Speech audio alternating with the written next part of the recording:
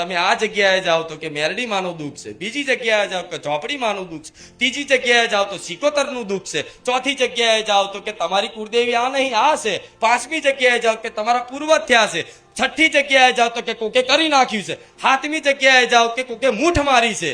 Mono કોનું તમે? અને તમે બધું કરીને થાક્યા અને કશું થયું? સમયની બરબાદી થઈ, પૈસાનું પોણી થયું અને માનસિક તમે પરેશાન થયા, વેમમાં મરી ગયા.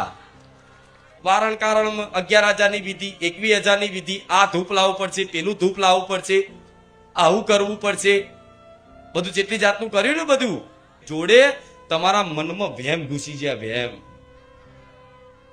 કે નડે છે કશું.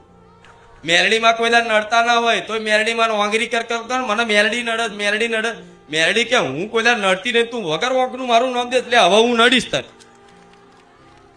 આ શું ખોટું? તમારી પર કોઈ ખોટો આરોપ નાખે તમે ખીજાવ કે નહીં કે ભાઈ મેં કશું કર્યું નહીં, તું મારું ચમ નામ દેશ? તો તમે પૂર્વજના દોષ આલો, મેરડીમાં દોષ આલો, સિકોતરના દોષ આલો, કોઈ ભૂત ચૂડેલના દોષ આલો. એટલે તમને દરેકને કહીશ કે ભગવાનની બનાવેલી આ રચનાને ઓળખો. ભગવાને આ પ્રકૃતિ બનાવી, આખો સંસાર બનાવ્યો, તો એમાં ભગવાને કંઈક ના કંઈક નિયમો મૂક્યા છે. એ નિયમોથી અજાણ છો ને તમે એટલે દુઃખ વેઠવું પડે.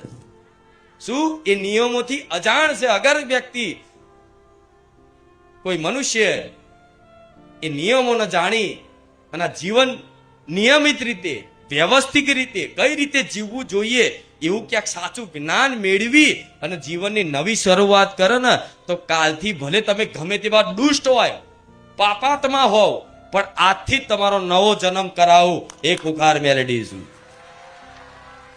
રામ રામ. જેટલું ચિંતન તમે ભગવાન માતાજીનું નહીં કરતા, આજના મનુષ્યની દશા જુઓ, દુર્દશા કહું છું. જેટલું ચિંતન વ્યક્તિ માતા ભગવાનનું ના કરતો હોય એટલું ચિંતન તો નડતરનું કરે કે મને નડે છે, મને નડે. તો જેટલું નડતરનો વહેમ કરે છે, જેટલું નડતરને ચિંતન કરે છે, એટલું ચિંતન ખાલી મારા રામનું કરી જો, તારું કલ્યાણ ને હાથ હાથ એકવી એકવી પેટી તરી જશે.